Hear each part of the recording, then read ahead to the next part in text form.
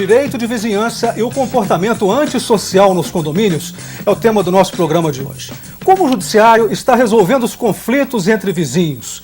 O que os síndicos estão fazendo para manter a paz e a ordem nos condomínios problema? Nossos convidados, o juiz Carlos Alexandre Romano Carvalho, da Primeira Vara de Jaboticatubas, e o presidente da Comissão de Direito Imobiliário da OAB de Minas Gerais, advogado Kênio Pereira. Numa parceria da TV Assembleia com a MAGES, Associação dos Magistrados Mineiros, o Via Justiça está começando.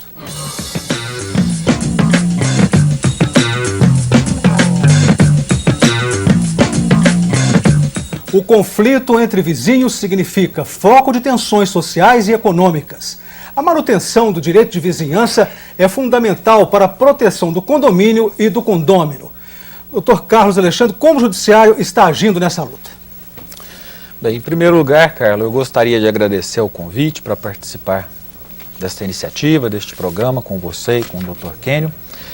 E o Poder Judiciário, na medida em que é provocado pelas partes interessadas, tem procurado atender ao interesse da coletividade, muitas vezes proferindo decisões que tentam inibir estes comportamentos antissociais e esses comportamentos tão danosos para o corpo de um condomínio. Tem sido fácil? Não, não é uma situação muito fácil. É uma situação que vai muito além, eu penso, da mera prolação de uma sentença ou de uma decisão. A verdade é que os problemas nos condomínios, eles muitas vezes são frutos, trazendo para uma linguagem popular, da falta de berço de alguns condôminos. O senhor vê assim também, doutor Kênio? Eu concordo, doutor Carlos, número, gênero e grau. E ainda um ponto interessante para agravar. O instrumento que regulamenta o condomínio, no caso, é a convenção. Só que a convenção geralmente é copiada de outros edifícios. Então o engenheiro, ele copia a convenção, não é feita por um advogado. E a convenção não dá instrumentos, às vezes hábeis, para coibir esse comportamento antissocial através de uma multa. O Código Civil, artigo 133.000, por exemplo, prevê a multa de até 5 vezes a taxa de condomínio, mas a multa tem que ser aplicada por 2/3 da Assembleia, quer dizer, um prédio com 50 apartamentos. Conseguir 36 votos é quase impossível. E um fator interessante, quando aquela conduta antissocial ela é muito grave, que gera uma incompatibilidade de convivência, essa multa tem que ser aplicada por 3/4 dos condôminos. Então são realmente quóruns quase que impossíveis de serem alcançados. Nesse caso, a convenção é um instrumento adequado para permitir que o síndico venha aplicar a multa, e a convenção tem que ter também normas que concedam ao infrator o direito de defesa, para que essa multa venha a ser respaldada posteriormente pelo Poder Judiciário. Então, a convenção é um instrumento fundamental para coibir esses problemas de convivência. E isso, só um detalhe, isso que o Dr. Kênio falou é muito importante, nessa questão da obtenção do quórum, porque normalmente todo mundo se sente incomodado, mas poucas pessoas querem tomar a frente contra um infrator para resolver o problema. Então essa obtenção do quórum, ela dificulta muito a punição do infrator e acaba terminando no judiciário. O senhor falou que é uma questão de berço, tudo está indicando, parece que é uma questão psicológica. É uma questão mais da natureza humana ou da falta de solidariedade entre os que não sabem viver em Eu acho que é uma questão de falta de educação e, por conseguinte, de solidariedade.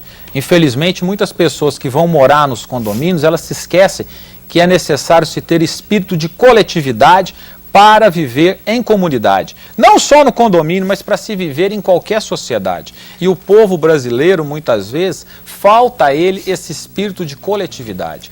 Importantes doutrinadores jurídicos recomendam que o condomínio exclua ou despeje o condômino antissocial. Mas o legislador não colocou isso na letra da lei. Veja o que diz a lei.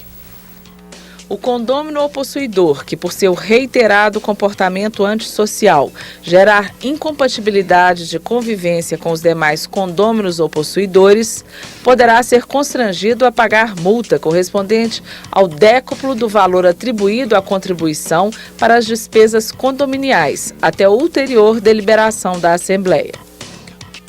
Quer dizer, no lugar da expulsão, o que fez o legislador? Multa. Está no artigo 1337, conforme vimos.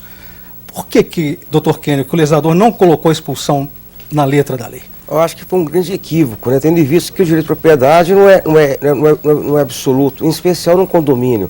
A própria Carta Magna determina que a função social da propriedade tem que ser preservada e respeitada. E nós entendemos, assim, a grande parte dos advogados, que é possível sim a expulsão do condômino, tendo em vista que é um direito acima do da propriedade, que é o direito à vida, à saúde.